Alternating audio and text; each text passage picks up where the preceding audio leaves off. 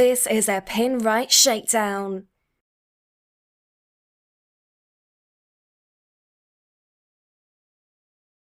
Hello, it's Rebecca, and today we're looking at team bonding.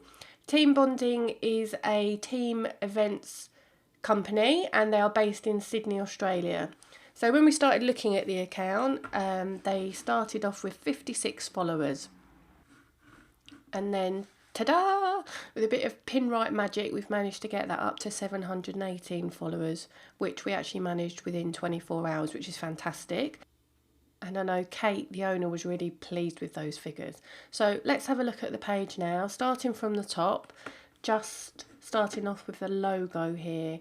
This is an error that people commonly make, which is having their logo not actually fitting the Pinterest dimensions properly. So what you need here for your Pinterest profile logo is an image that is 165 by 165 pixels square. You then need to take into consideration that actually it's going to set it within a circle. So it's probably best to set those dimensions up in some sort of imaging editor and make sure that your image is going to fit within a circle within that boundary and look good. Next, coming down, we can see that actually we have got a location here, which is really good because this is actually a local business. So that's when that comes in really handy, so people know where you are. If you're targeting a local audience, then that's perfect to let them know exactly where you are. We've actually got the website is set up here, but it's not verified, and that is something that we would recommend that you do. There's an article on the blog of how to do that and how to set it up. By setting up that verification, you'll also be able to set up rich pins, which is something else that we'd also recommend as well. And again, you can learn how to do that on the blog. And also here you could connect your Facebook and Twitter accounts, and they would show up with little logos here that you could actually click through to those accounts. You don't need to do that unless that's relevant to your business. And also something worth pointing out is the Facebook side of things actually can only connect to a personal Facebook page, so that might not be applicable for your business. So moving down onto the description now. This is something that you want to match up to your website really. Look at this page as being your landing page for Pinterest, and you want to make sure that your description here is actually summing up really succinctly what it is that you do. So if someone's clicked on a random pin and found you and they get to this page, they can just read that first couple of sentences and know exactly what it is that you're doing. This will come down to what you want out of your Pinterest account for your business and what your main objective is, and we could talk about that in a minute. So something that I would probably suggest doing is going over to the website, and this is the website here for team building, and just marrying it up with what your About Us page says on the website. So here I'd probably look at taking this first sentence here. That's a perfect sum up of what actually team bonding does, and then that could just be copied over into the description box here. The way that you would actually change that is to click on Edit Profile, and then if you look down to here at About You, and you would just paste it in here.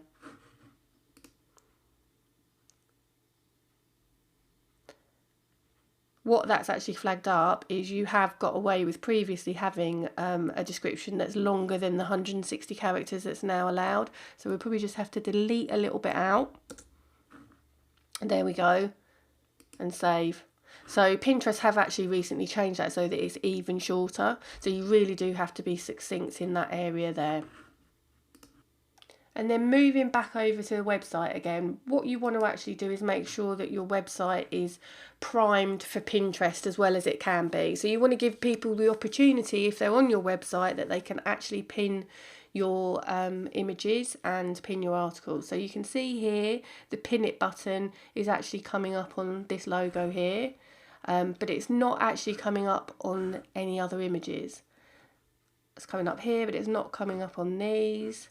So that's just something that you need to go through and make sure it's actually set up properly within your website so that it's every single image, because you want to give people as many opportunities as they can to obviously pin your articles and drive traffic back to your website.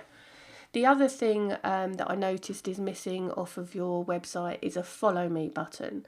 So again, that's something that you can get from Pinterest. It's a piece of code that will go into your website. We've got articles on the blog about how to do that, and that will mean that people could land on your page and there'll be a little button that they can click that will take them directly to your Pinterest account. To show you what I mean by that, we'll go over to the Pinright website and you'll see that here at the top we've actually got a Pinterest button, and you can click there and that will take you through to the Pinterest page of Pinright.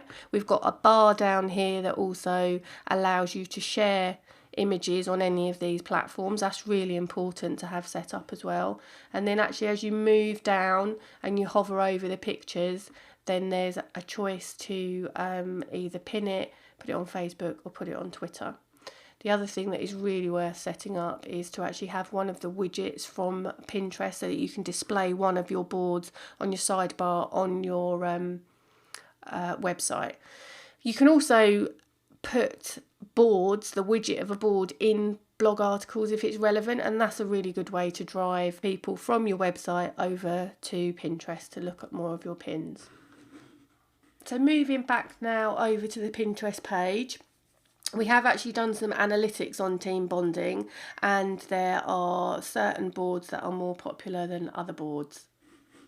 And as we move down the page, you'll see there are actually a lot of boards. And what Team Bonding have done is every time they've had an event, they've taken lots of pictures and then they've set that up as different boards, which is a great way to showcase their account. But it could be that there's just a little bit too many boards going on and it's a little bit confusing for people to find what they need to find or find what they want to find. So having looked at the analytics, there's some boards that are more popular than others, and that's really something that's worth doing, is actually looking at which of your boards are more popular and moving them up to the front. So to move a board, you basically just click on it and then you can move it and drag it to where you want. So say for instance, if we knew that Mini Olympics was the most popular board, which actually we do from the analytics, then we'd move that to near the front. So this is a good time now to talk about actually what your overall objective for Pinterest might be. So whether it is to gain exposure and just, put your brand out there, or is it because you want to drive traffic from Pinterest to your website, or maybe you want to specifically drive traffic to a email sign up, or perhaps it's just a showcase and you want it as social proof. So, that's where the follower numbers comes into being important and giving credibility to your business. So once you actually decide what it is that you want your Pinterest account to do, it makes things a lot easier to plan your boards and your pins around that. So I happen to know that for Kate, it is about driving traffic to the website and obviously then increase sales as well. So with that in mind, we've also asked Kate and Team Bonding some questions about what kind of style they want their Pinterest page to portray. And they would like it to be fun and informative, which I think these photos obviously sum up beautifully. There's loads of people having fun.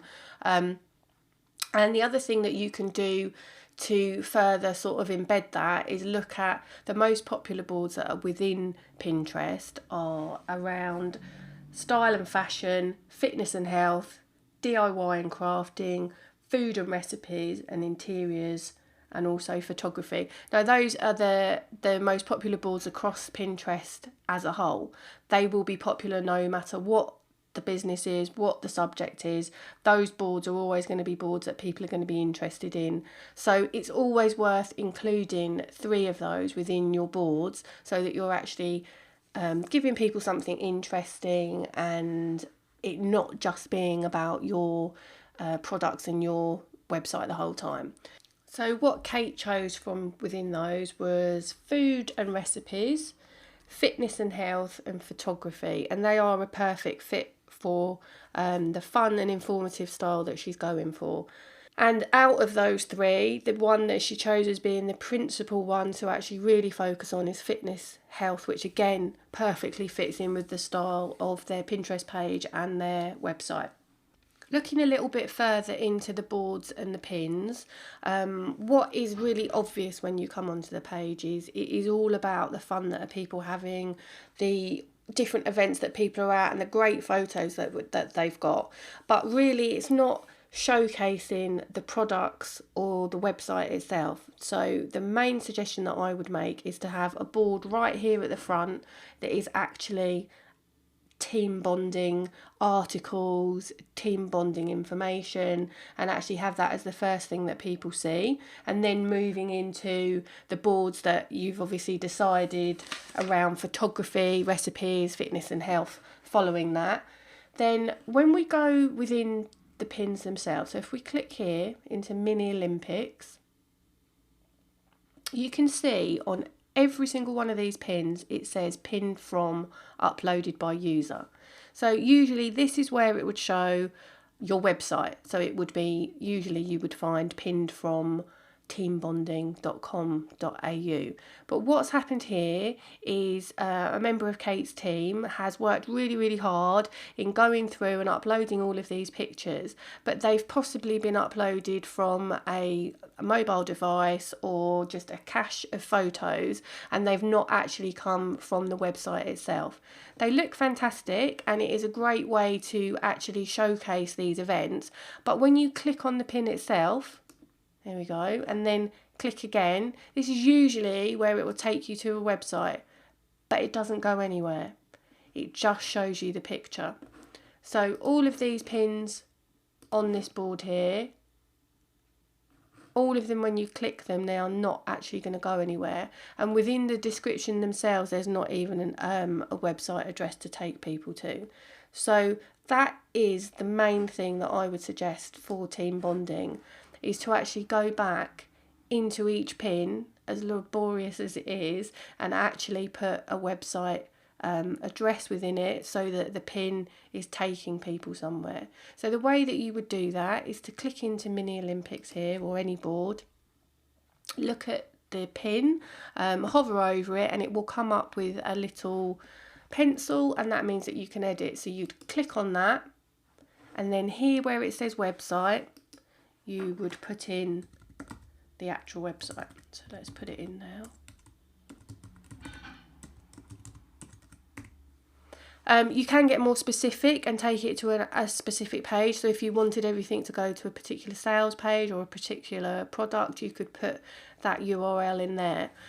Something else that I would suggest is going back through all of the descriptions on all of the pens and thinking about what kinds of things people are going to be searching for when they're thinking about team events and team bonding, and get those keywords into the descriptions. I don't mean stuff it full just of unrelevant keywords, but actually make a proper description that is going to contain words that people are going to be likely to be searching for.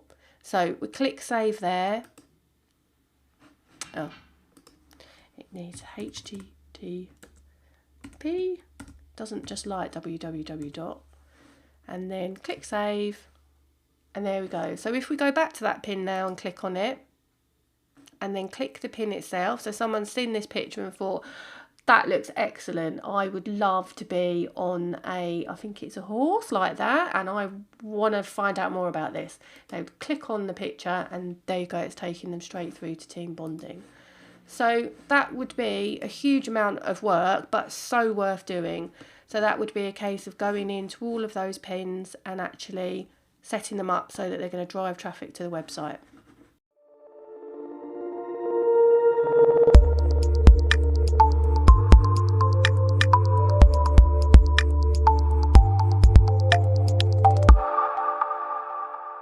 www.pinright.com